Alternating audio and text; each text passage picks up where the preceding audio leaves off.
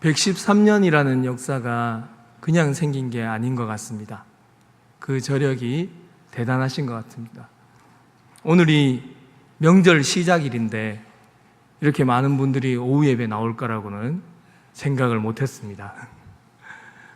우리 교회의 그런 신앙의 저력이 참 대단한 것 같습니다. 오늘 설교 제목처럼 천국에 미리 보여주기를 이미 우리 성도님들은 실천하고 계신 줄 믿습니다. 많은 사람들이 천국이라는 단어를 들으면 내가 죽어서 가야 되는 곳, 죽어서 가는 곳 이렇게 생각을 합니다. 그래서 천국에 대한 이야기를 거의 장례식장에서 많이 듣게 됩니다. 많은 분들이 천국은 죽어서 가는 곳이기 때문에 지금 자신과는 좀 먼 이야기로 받아들일 때가 많습니다. 그런데 오늘날 신학자들과 많은 목회자들의 성경 연구를 통해서 천국을 단순히 머나먼 미래의 일로만 여기지 않게 되었습니다. 지금 이 현실 안에서 우리는 천국을 누릴 수 있다는 것을 성경을 통해서 발견하게 되었습니다. 그리고 구원받은 성도들이 해야 하는 중요한 책임 중에 하나가 바로 이 땅에 천국을 이루는 삶을 추구하며 살아야 한다는 것입니다. 불과 얼마 전까지만 해도 천국이라는 개념은 힘든 현실의 세계를 탈출하고 도피하는 것으로 받아들여졌습니다. 지금의 현실에서 조금만 더 있으면, 조금만 더 참으면 죽어서 좋은 세상으로 갈 것이라는 기대로 인내할 수 있었고 순교할 수 있었습니다. 당장 현실이 고달프고 괴로워서 빨리 여기를 벗어나는 것을 신앙의 최우선으로 삼았습니다. 그래서 현실의 삶에서 다가오는 고난의 의미들, 소소하게 다가오는 이 고통의 의미들이 무엇인지 그렇게 크게 와닿지 않았습니다. 그리스도인으로서 살아가는 현실이라는 것은 죄짓지 않기 위한 투쟁으로만 여겨졌습니다. 그러다가 천국, 이 하나님 나라는 죽어서 가는 곳만이 아닌 이 땅 가운데서도 맛보고 누릴 수 있다는 개념을 성경을 통해서 알게 되었습니다. 그래서 예수님의 말씀을 연구하는 가운데 천국과 하나님 나라의 맛을 보여줄 수 있는 곳이 있다는 것을 발견하게 되었습니다. 그곳은 바로 교회입니다. 교회는 분명히 천국은 아닙니다. 교회는 분명히 하나님 나라는 아닙니다. 어떻게 보면 교회는 병원과 같다라고 할 수도 있습니다. 더 정확하게는 전쟁터의 야전병원과 같습니다. 왜냐하면 여기저기에서 얻어터지고 매맞고 상처 입은 영혼들이 모여서 신음하는 곳이기 때문입니다. 또한 서로가 서로에게 입은 상처들을 가지고 또 서로가 서로에게 상처를 입히기도 하는 그런 일도 일어나는 곳이기 때문입니다. 그럼에도 하나님께서는 교회가 천국의 맛을 보여주는 곳이 되기를 원하셨습니다. 교회라는 공동체를 통해서 천국 미리 보기를 실천하기를 원하셨습니다. 오늘 설교 제목처럼 사랑하는 우리 울산제일교회가 이러한 천국, 하나님 나라를 미리 보여주는 그런 귀하고 아름다운 교회가 되기를 간절히 소망합니다. 오늘 본문의 말씀을 함께 묵상하시면서 천국을 미리 보여주는 교회가 어떤 모습이어야 할지를 함께 나누고자 합니다. 오늘 먼저 본문 말씀 마태복음 18장 1절에서 3절까지의 말씀은 제자들이 예수님께 질문을 하는 것으로 시작을 합니다. 제자들의 질문이 이것이었습니다. 천국에서 누가 최고의 자리, 위대한 자리에 앉을 수 있습니까? 어떤 사람이 천국에서 높임을 받을 수 있습니까? 그 질문이었습니다. 제자들의 의도가 보이시지 않으십니까? 한마디로 제자들 자신들이 그런 자리에 앉고 싶다는 것이었습니다. 제자들은 천국에 들어가는 것은 큰 문제가 아니었습니다. 자신들이 천국에 들어가는 것은 당연한 일이고 그 후에 누가 더 높은 자리에 올라서 존경을 받고 이 명예와 영광을 누릴 수 있는가, 거기에 제자들은 관심이 많았습니다. 당연히 왕은 예수님께서 하실 것이니까 자신들은 바로 그 밑에 있는 계급과 직책을 받아서 누릴 것이라는 약간은 엉큼한 생각을 하고 있었습니다. 제자들은 이미 자신들은 천국에 입성한 사람들입니다. 자신들에게는 천국에 들어가지 못할 이유가 아무런 이유가 없었습니다. 이만큼 예수님을 따라다녔고 함께 동고동락했으니까 예수님께서도 의리 때문이라도 당연히 자신들을 천국에 들어가게 하실 것이고 그 후에는 높은 자리에 앉혀주실 것이다 라는 기대감을 가지고 있었습니다. 이러한 제자들의 의도를 아신 예수님께서 대답을 해 주셨습니다. 그것도 그냥 대답해 주신 것이 아니고 어린아이 하나를 불러서 가운데 세우시고 답을 해 주셨습니다. 2절, 3절 말씀입니다. 우리 읽으셨지만 다시 한번 같이 읽어보겠습니다. 2절, 3절입니다.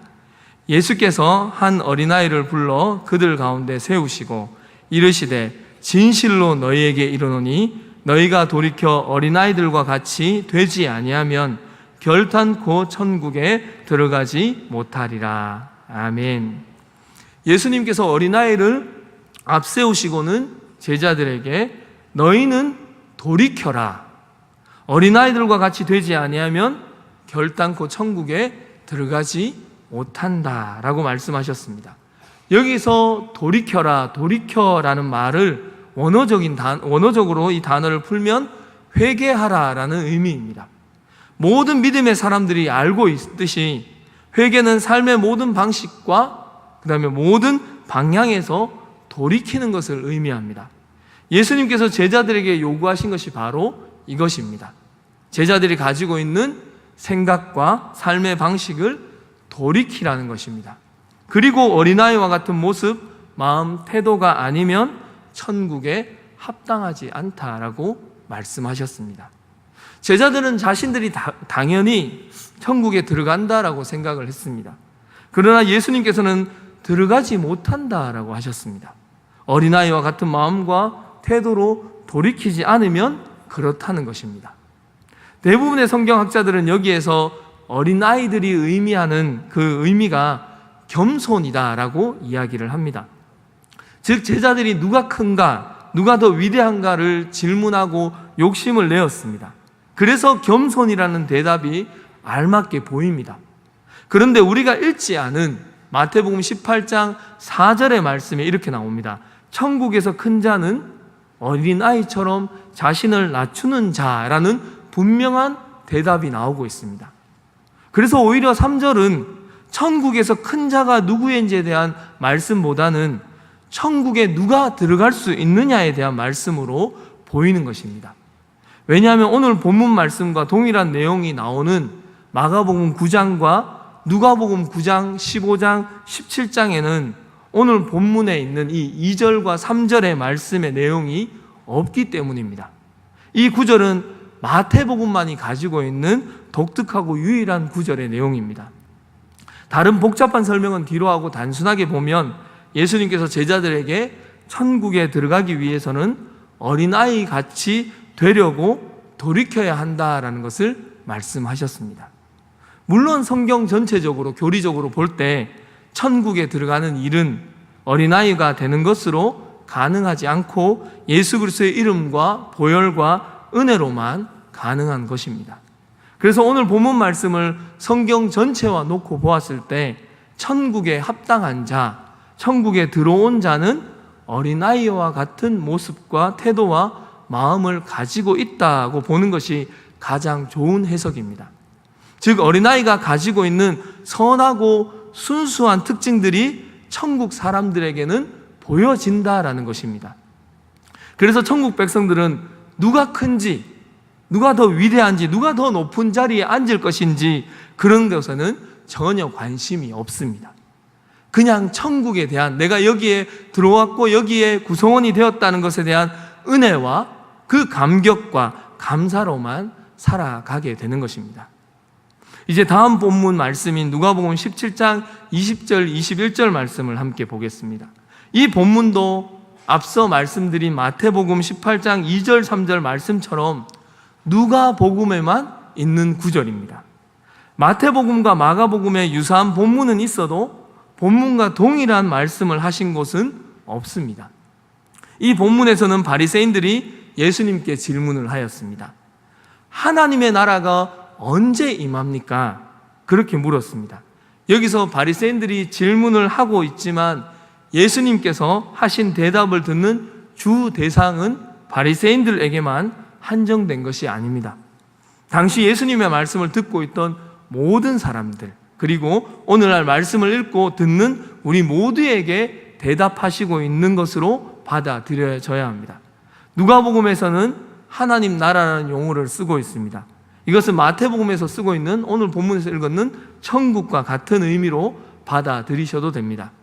예수님 당시 사람들은 메시아가 이 땅에 오면 민족을 해방시키고 다윗의 시대처럼 막강한 국가와 민족을 이루는 것이 하나님의 나라가 임하는 것으로 이해하고 있었습니다.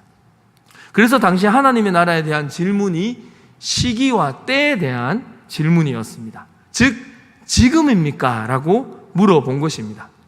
드라마 사극에서 거사를 치러야 하는 그 주인공들이나 병사들이 비장한 모습으로 대화하듯이 그렇게 바리새인들이 예수님께 물어보았습니다. 하나님의 나라가, 이 민족이 회복되는 게 지금입니까? 언제입니까? 라고 물어보는 겁니다.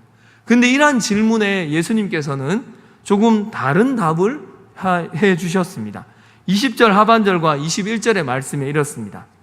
이르시되 하나님의 나라는 볼 수 있게 임하는 것이 아니요 또 여기 있다 저기 있다고도 못하리니 하나님의 나라는 너희 안에 있느니라 라고 말씀하셨습니다. 당연히 시기와 때를 묻고 그것을 이제 행동으로 옮기면, 그 시기에 맞게 행동으로 옮기게 되면 모든 것이 분명하게 보일 것입니다. 그렇게 되면 하나님의 나라가 이때 회복되고 이것이 하나님 나라라고 분명하게 보여지게 될 것입니다. 그러나 예수님께서는 하나님의 나라는 그런 식으로 볼 수 있게 임하는 것이 아니다라고 하셨습니다. 여기저기라는 장소적 개념도 아니라고 하셨습니다. 그리고 결론적으로 하나님 나라는 너희 안에 있다라고, 너희 가운데 있다라고 말씀하셨습니다. 만약 이 말씀을 듣는 대상이 바리새인으로만 한정되게 된다면 하나님의 나라가 바리새인들에게만 임하는 것으로 오해할 수 있습니다. 그렇기 때문에 앞서 말씀드린 것처럼 너희는 이라는 단어는 당연히 예수님의 말씀을 듣는 모든 사람들을 의미합니다. 조금 더 정확하게 말하자면 예수님을 따르는 모든 사람들에게 하신 말씀입니다. 예수님께서 하신 대답은 하나님의 나라가 이미 너희 가운데 임했다라고 말씀하셨습니다. 앞서 말씀드린 대로 하나님의 나라는 죽어서 가는 천국만을 의미하지 않습니다. 하나님의 나라는 하나님의 통치, 다스림, 영향력을 의미합니다. 그래서 모든 곳에 하나님의 나라가 임할 수 있습니다. 그러나 세상은 여전히 하나님을 거부하고 외면하고 부정하고 있습니다. 그래서 하나님의 나라는 하나님의 뜻과 하나님의 말씀이 받아들여지고 그것이 통하는 곳에 지금은 임한다라고 말할 수 있습니다. 그 대표적인 곳이 바로 교회입니다. 교회 가운데 하나님의 나라가 임할 수 있습니다. 이미 임하였습니다. 물론 하나님의 뜻과 말씀과 통치가 통할 때 그렇습니다. 하지만 교회라고 할지라도 그렇지 않은 곳도 있을 수 있습니다. 많은 성서학자들이 하나님의 나라의 특징 두 가지를 받아들이고 있습니다. 그 두 가지는 이미라는 것과 아직이라는 것입니다. 그런 개념입니다. 우리는 이미와 아직 사이를 살고 있다라고 합니다. 하나님의 나라가 이미 임했지만 완벽하고 온전한 하나님의 나라는 아직 완성되지 않았다는 의미입니다. 우리는 사실 이 말의 의미를 정확하게 다 이해하지는 못합니다. 그래서 우리는 그냥 이 신비 안에 살고 있다라고 보면 됩니다. 예수님께서 하신 말씀대로 우리는 하나님의 통치와 뜻이 이루어지고 있는 하나님 나라 가운데 교회라는 공동체를 이루며 살아가고 있습니다. 우리가 오늘 보았던 이 두 본문의 말씀을 서로 잘 조합시켜 보면 교회는 천국을 이 땅 가운데 미리 보여주는 곳이 되어야 함을 말씀하고 있는 것을 알 수가 있습니다. 우리 울산제일교회도 그러한 공동체로 계속해서 세워져 가야 합니다. 이 책임은 하나님께만 있는 것이 아닙니다. 이 책임을 하나님께서 우리에게 맡겨주셨습니다. 오늘 말씀에서 예수님께서 제자들에게 요구하신 어린아이들과 같이라는 이 구절을 조금 더 같이 자세하게 묵상하면서 과연 우리는 어린아이와 같은 태도와 마음을 품고 교회의 지체로 우리가 어떤 이 어린아이와 같은 모습을 가지면 이 땅에 교회, 천국을 미리 보여주는 곳이 될 수 있을까 한번 생각해 보면 좋겠습니다. 어린아이의 특징은 여러 가지가 있겠지만 순수함이 대표적이라고 말할 수 있습니다. 좋은 말로 해서 그렇지 대체로 현실에서 순수함이라고 하면 어리숙함 혹은 어리석음으로 받아들이는 경우가 대부분일 것입니다. 그래서 세상을 살아갈 때 순진하면 매번 당하게 되고 순수하면 세상을 살아내기가 어렵다라고 합니다. 그래서 순수함을 그렇게 좋은 덕목으로 보지 않는 것 같습니다. 이러한 시각은 그리스도인들도 동일하게 가지고 있습니다. 우리는 예수님의 말씀을 듣지만 말씀은 말씀이고 현실은 그렇지 않다라고 생각을 하면서 쉽게 그 말씀을 넘겨버릴 때가 많습니다. 세상은 내가 가진 지식과 내가 가지고 있는 경험과 기술로 살아내야지만 속지 않고 손해보지 않으면서 살 수 있다라고 하는 생각이 우리의 마음과 생각의 몸에 각인되어 있습니다. 그런데 성경을 통해 말씀하시는 하나님께서는 세상은 그러하나 너희는 그렇지 아니하다라는 말씀을 자주 하십니다. 사도 바울의 서신들을 보면 그래도 너는 이라는 표현이 나옵니다. 이것의 의미는 세상이 아무리 그렇다 할지라도 성도는 그리스도인은 다르게 살아라 라는 말씀입니다. 그래도 너는 어린아이처럼 순수하게 살아라 라는 것이 오늘 말씀입니다. 어린아이 같은 순수함의 구체적인 내용을 어린 왕자라는 책에서 한번 찾아보았습니다. 이 책의 유명한 한 대목을 읽어드리겠습니다. 어른들은 숫자를 좋아한다. 어른들에게 새 친구에 대해 말할 때 그들은 본질적인 것에 대해 물어보는 법이 없다. 어른들은 그의 목소리는 어떠니? 그애는 어떤 놀이를 좋아하니? 그애는 나비를 수집하니의 말을 결코 하지 않는다. 그 대신 그앤 몇 살이니? 형제는 몇이니? 몸무게는 얼마니? 아버지 수입은 얼마니?만 묻는다. 그래야만 어른들은 그 애를 속속들이 알게 됐다고 믿는 것이다. 만일 어른들에게 장밋빛 벽돌로 지은 예쁜 집을 봤어요. 창에는 제라늄이 있고 지붕에는 비둘기가 있고요 라고 말하면 어른들은 그 집이 어떤 집인지를 생각해내지 못한다. 그들에게 10만 프랑짜리 집을 봤어요 라고 말해야 한다. 그러면 그들은 야, 참 멋진 집이구나 라고 소리를 지른다 라는 내용입니다. 이 부분을 가지고 어떤 목사님께서 한국교회를 조금 비판하면서 하신 패러디하신 부분이 있어서 한번 읽어드리겠습니다. 어른들은 숫자를 좋아한다. 어른들에게 교회에 대해 말할 때 그들은 본질적인 것에 대해 묻는 법이 없다. 어른들은 어떤 교재로 성경 공부를 하니? 교리는 잘 알려주니? 구제는 어떻게 하니? 그라는 말을 결코 하지 않는다. 그 대신 교회 주차장이 몇 평이니? 1년 예산이 얼마니? 예배당 수용 인원이 얼마나 되니만 묻는다.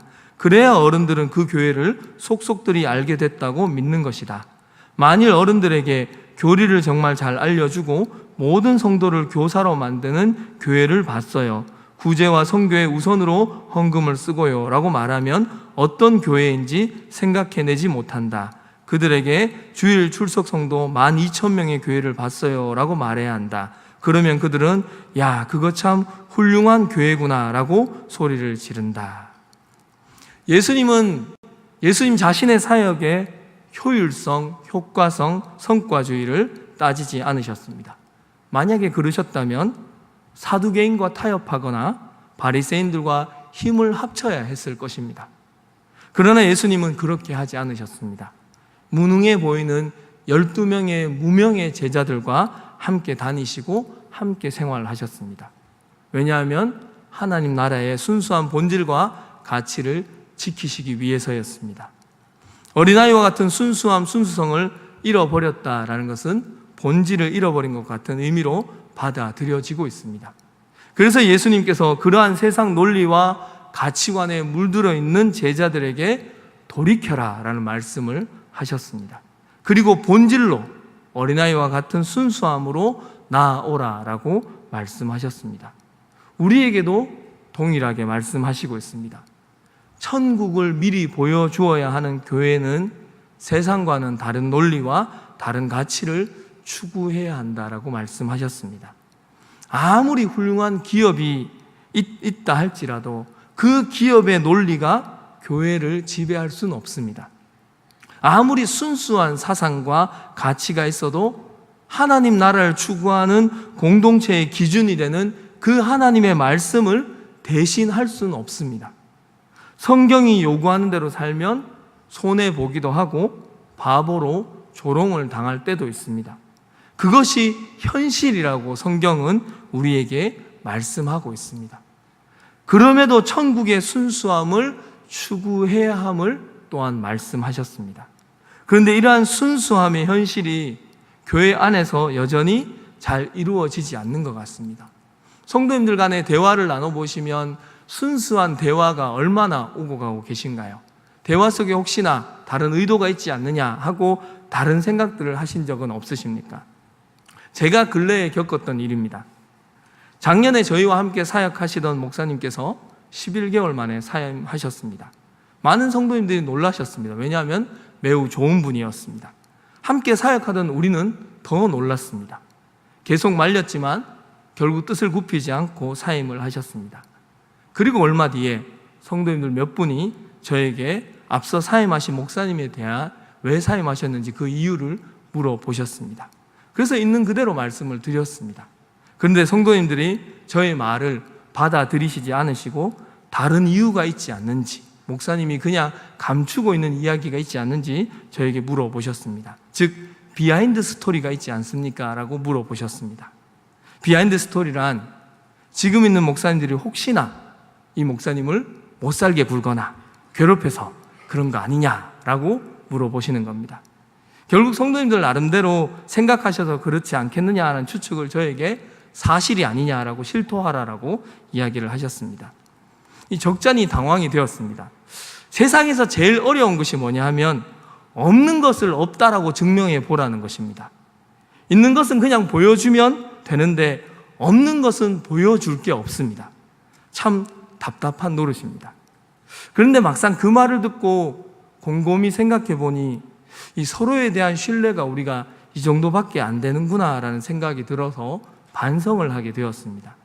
그러면서도 우리 성도님들이 살아가고 계시는 그 현실의 상황이 그렇구나라는 바로 이러한 세상이구나 하는 것을 또한 안타까운 마음으로 알게 되었습니다.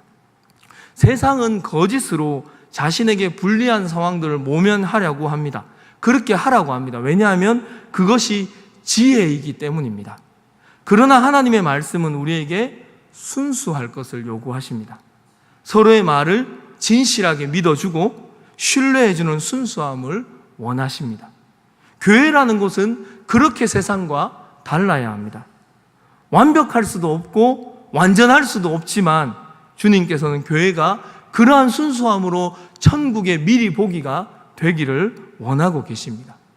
그것은 성령과 동행하는 성도님들이 함께 힘을 모으고 마음을 모으고 뜻을 모으고 서로 노력하면서 이루어 가야 하는 것입니다. 적당한 거짓말과 눈속임이 융통성이라는 이름으로 통하는 이 세상 가운데서 그리스도인들은 조금은 다른 길로 걸어가야 하지 않을까요? 물론 조금만 다르게 걸어도 위험하다는 것을 알고 있습니다. 너무 힘들다는 것도 이해합니다. 그러나 하나님께서 우리가 조금은 다르게 걷기를 원하십니다. 그리고 우리가 지금 함께 하나님의 나라를 바라보고 하나님 나라를 이루고자 하는 이 교회 안에서 이렇게 다르게 걷고 있다는 것을 실제적으로, 현실적으로 체험하면서 실천하면서 나타내기를 원하고 계십니다. 그렇게 되면 주님을 알지 못하던 사람들이 교회 공동체 안으로 들어와서는 다름이 주는 감동을 경험하게 되는 것입니다. 이곳이 세상 어디에서도 볼 수 없는 천국을 미리 보여주는 곳임을 경험하게 되고 그곳에서 하나님을 만나게 될 것입니다. 우리가 지금 스스로 돌이켜 이러한 순수함을 추구하지 않고 유지하지 못한다면 세상은 우리를 향해서 손가락질을 할 것입니다.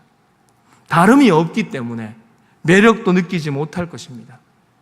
이곳에 함께 하고자 하는 마음은 더더욱 생기지 않을 것입니다. 근래에 저희 교회에 전도되어 오신 분이 계셔서 어떻게 오시게 되었는지 여쭈어보았습니다. 그분의 대답이 자신을 인도하신 두 분의 천사 때문이라고 말씀하셨습니다. 그 천사는 우리 교회 권사님 두 분이셨습니다. 우리는 완벽할 수는 없지만 그런 감동을 끼칠 수는 있습니다. 저는 그 두 분만 천사가 아니라 우리 교회 모든 성도님들이 그렇게 천사가 되셨으면 좋겠습니다. 우리 교회가 그런 천사들로 가득 차서 천국을 미리 보여주는 공동체가 되기를 간절히 원합니다. 사랑하는 성도 여러분, 우리 성도님들이 꿈꾸시고 희망하시는 교회는 어떤 모습입니까? 각자가 원하시는 모습들이 아마 있을 겁니다. 교회가 이랬으면 좋겠어. 교회가 이렇게 나아갔으면 좋겠어. 그런데 그렇게 꿈꾸고 소망하시는 그 교회가 성경에서 보여주고 예수님께서 원하셨고 하나님께서 뜻하신 교회와 얼마나 비슷한지도 잘 생각해 보아야 합니다. 오늘 말씀처럼 우리는 끊임없이 돌이켜야 하고 어린아이의 순수함을 지켜야 합니다. 그러면 예수님께서 우리 가운데 하나님의 나라가 있다라고 하신 말씀이 우리 현실 속에서 그대로 이루어지게 될 것입니다.